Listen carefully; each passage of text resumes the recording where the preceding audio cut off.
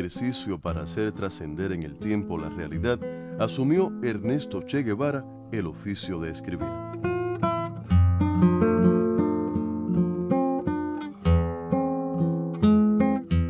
Desde muy joven, sus diarios de viajes y las crónicas que elaboró a partir de ellos, así como otros artículos de carácter político e histórico-social, confirman cómo cultivó su vocación de escritor.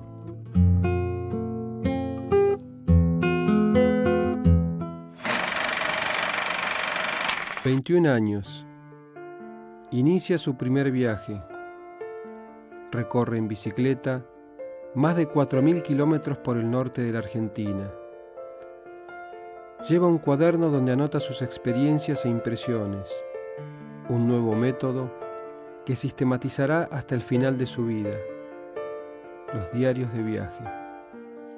Me doy cuenta de que ha madurado en mí algo que hacía tiempo crecía dentro del bullicio ciudadano, y es el odio a la civilización. La burda imagen de gente moviéndose como locos al compás de ese ruido tremendo se me ocurre como la antítesis odiosa de la paz, en la que el roce silencioso de las hojas forma una melodiosa música de fondo.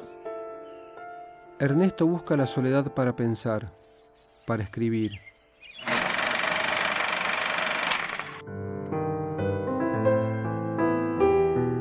Para el escritor cubano Cintio Vitier, quien prologara Notas de viaje, libro que recoge las crónicas escritas por Ernesto al regreso del primero de sus recorridos por América Latina, el joven no busca el acierto, sino la fidelidad a la experiencia y la eficacia narrativa. Logradas ambas, el acierto viene solo, se sitúa en su lugar imposesivo, no deslumbra ni estorba, contribuye. Aquí está formado ya, con escasos tanteos o vacilaciones, el estilo del Che, que los años únicamente pulirán como él pulió su voluntad con la delectación de un artista. Se trata, aclara Vitier, de una prosa de los ojos, de gran visualidad, dibujante hasta donde la vista alcanza.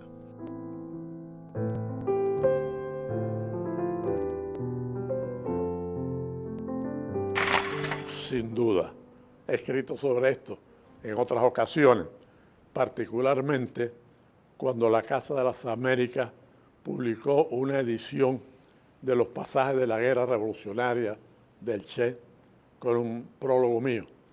Y allí llamo la atención sobre ese carácter de escritor que también tuvo el Che.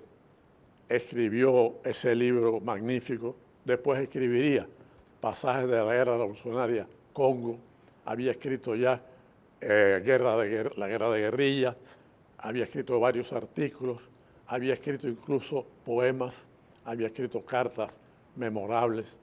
Sin duda el Che fue escritor y no son pocos los autores que han estudiado la condición de escritor del Che.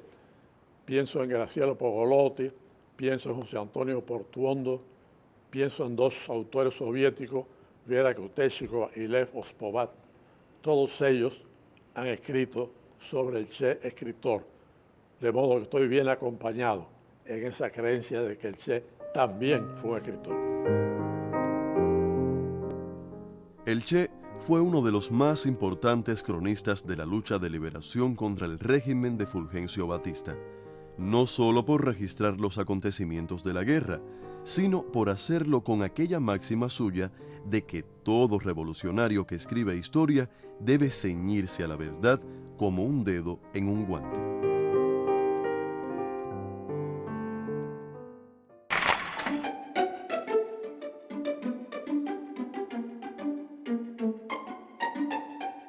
En medio de todas las tareas que tenía el Che, pues le dedicaba una parte importante a atender a la revista directamente.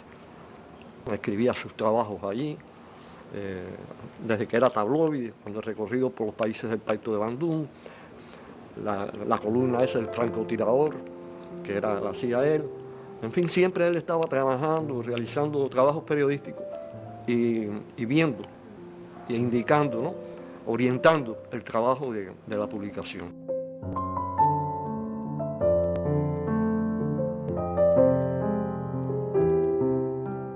Sin duda, su amplia formación literaria e intelectual contribuyeron también a su vocación de escritor.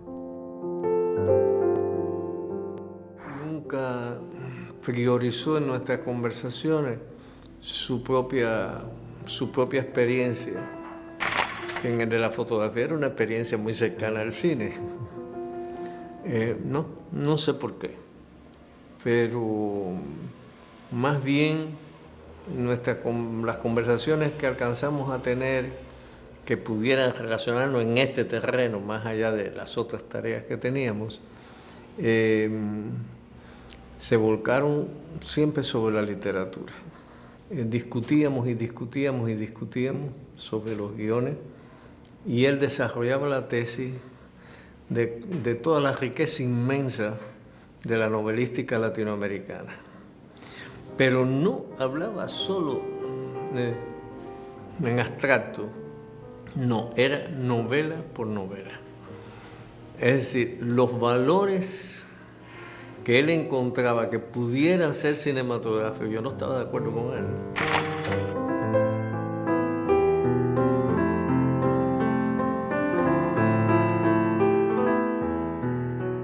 Para el Che, el acto de escribir fue también el espacio íntimo para dialogar consigo mismo, incluso en momentos de sublime dolor, como la muerte de su madre.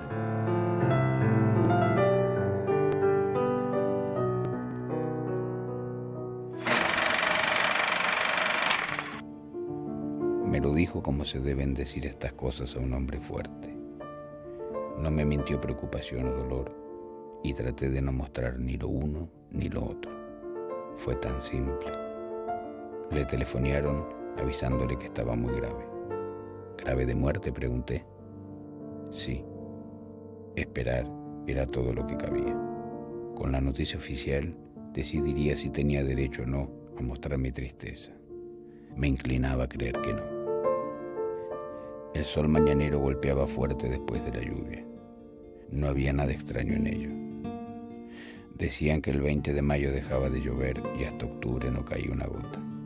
Decían, pero dicen tantas cosas que no son ciertas. La naturaleza se guiará por el calendario. No me importaba si la naturaleza se guiaba o no por el calendario. En general, podía decir que no me importaba nada de nada. Ni esa inactividad forzada, ni esta guerra idiota sin objetivos. Bueno, sin objetivo no, solo que estaba tan vago, tan diluido, que parecía inalcanzable, como un infierno surrealista donde el eterno castigo fuera el tedio. Y además me importaba, claro que me importaba. Tenía deseos de fumar y saqué la pipa. Estaba como siempre en mi bolsillo. En los caminos del humo se puede remontar a cualquier distancia. Es importante cuando se sueña a lo lejos, hacia un futuro cuyo único camino es el humo, o un pasado tan lejano que hay necesidad de usar el mismo sendero. El pañuelo de gasa me lo dio ella por si me herían en un brazo. Sería un cabestrillo amoroso. La dificultad estaba en usarlo si me partían el carapacho. En realidad, había una solución fácil, que me lo pusieran en la cabeza para aguantarme la quijada y me iría con él a la tumba, leal hasta en la muerte. Si quedaba tendido en un monte o me recogían los otros, no habría pañuelito de gasa. Me descompondría entre las hierbas o me exhibirían, y tal vez saldrían al live con una mirada agónica y desesperada, fija en el instante del supremo miedo, porque se tiene miedo, ¿a qué negarlo?